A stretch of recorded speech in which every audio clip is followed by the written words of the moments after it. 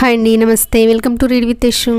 త్రిపురాసురుల ఆగడాల గురించి విష్ణువుతో మొరపెట్టుకున్న దేవతలకు అభయాన్నిచ్చి పంపాడు నారాయణుడు. అనంతరం అచ్యుతుడు త్రిపురాసురుల ధర్మానికి విఘ్నాన్ని కలిగించే నేర్పుగల ఒక మాయా పురుషుని అతనితో పాటు 4 శిష్యులను తన దేహం నుంచి సృష్టించాడు. ఆ పురుషుడు ముండిత శిరస్కుడై మాసిన వస్త్రాలను ధరించి జలపాత్రను తాడుతో కట్టి భుజానికి వేలాడ తీసుకున్నాడు. చేతిలో మణిని ధరించి దానిని పదే పదే తిప్పుతున్నాడు. చేతి మణికట్టు వరకు వస్త్రాలని ధరించి చిక్కిన ముఖంతో భయంతో నిండిన స్వరంతో ధర్మశబ్దాన్ని పలుకుతున్నాడు. ఆ పురుషుడు హరికి నమస్కరించి నా నామాన్ని స్థానాన్ని చెప్పి నా కర్తవ్యాన్ని కూడా ఉపదేశించండి అని కోరాడు. దానికి సమాధానంగా దామోదరుడిలా అన్నాడు. ఓ బుద్ధిశాలి, అరిహన్ అనే పేరుతో నువ్వు ప్రసిద్ధుడవుతావు. ఇతర నామాలున్నవి శుభకరాలు కావు. నేను చెప్పబోయేది శ్రద్ధతో విని ఆచరించు. వేద విరుద్ధమైనది, శృతి శాస్త్ర విరుద్ధమైనది, వర్ణాశ్రమ విభాగం లేనిది, మోసబుద్ధితో కూడినది అగు శాస్త్రాన్ని 16,000 శ్లోక సంఖ్య గల దానిని నిర్మించు. దైవంతో పని లేకుండా పురుష ప్రయత్నానికి మాత్రమే ప్రాధాన్యతనిచ్చే విధంగా, మానవులను భ్రష్టులను చేసే విధంగా ఆ శాస్త్రాన్ని నిర్మించు. అట్టి శక్తి సామర్థ్యాలను, దానిని ప్రచారం చేయగల మాయా ఉపాయాలను నేను నీకిస్తాను. లోకులు నీ మాయ మాటలకు శీఘ్రంగా వశమవుతారు. ఆ మాయా పురుషుడు అలాగే అని అట్టి శాస్త్రాన్ని నిర్మించి పద్మనాభుని ముందు పఠించాడు. ఆ శాస్త్ర సారం ఇది: స్వర్గ నరకాదులు లేవు, ఉంటే అవి ఇక్కడే ఉన్నాయి. మరణానంతరం పునర్జన్మ లేదు. ఆ శాస్త్రాన్నంతా వాసుదేవుడు విని ప్రశంసించి ఇలా ఆజ్ఞాపించాడు. ఓ మాయావి, త్రిపురాసురుల నగరాలలో ఇప్పుడు వైదిక ధర్మం, శివపూజ ప్రబలంగా ఉంది. నీ నాస్తిక మతాన్ని అక్కడ ప్రచారం చేసి వారందరికీ దీక్షలనియ్యి. త్రిపుర నాశనం కొరకు పుట్టినవాడవు నీవు. ఆ తర్వాత నువ్వు ఎడారి ప్రాంతానికి వెళ్ళి కలియుగం ప్రారంభమయ్యేంత వరకు ఉండి, కలి ప్రారంభం కాగానే నీ శిష్య ప్రశిష్యుల ద్వారా నీ అవైదిక ధర్మాన్ని ప్రచారం చెయ్యి. నా వర ప్రభావంచే నీకు నీ 4 శిష్యులకు ఏ పాపం అంటదు. మీరందరూ పూజనీయులే కనుక మీ నామధేయాల ముందు పూజ్య అనే పదం ఉంటుంది.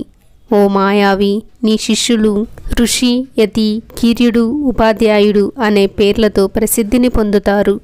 మరణానంతరం గతి లేదు కనుక జీవించి ఉండగానే అన్ని సుఖాలను అనుభవించమని ప్రచారం చేసి త్రిపురవాసులను భ్రష్టులను చెయ్యండి.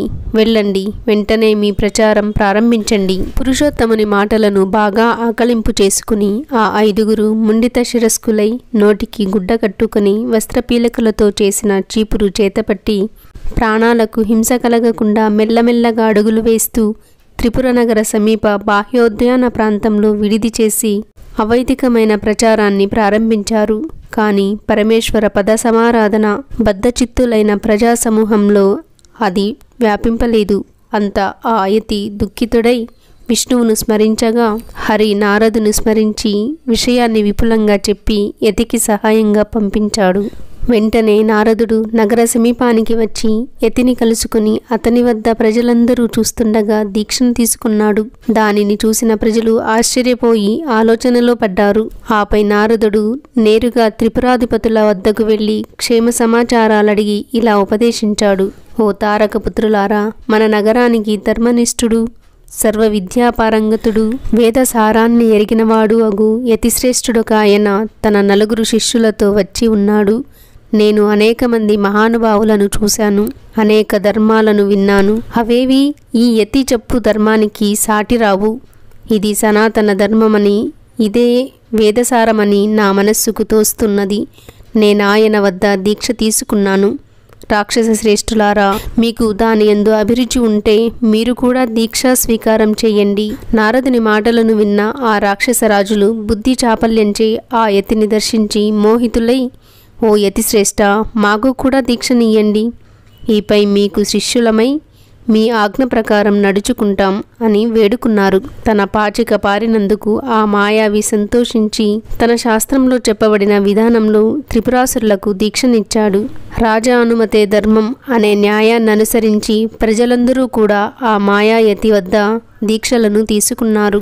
ఆ తర్వాత ఏం జరుగుతుందన్నది రేపటి భాగంలో చదువుకుందామండి. ఈ వీడియో నచ్చితే లైక్ చేసి కామెంట్ చేయండి. అలాగే ఇలాంటి వీడియోలు చూస్తారు, వింటారు అనే వాళ్ళకి షేర్ చేసి సబ్స్క్రైబ్ చేసుకోండి.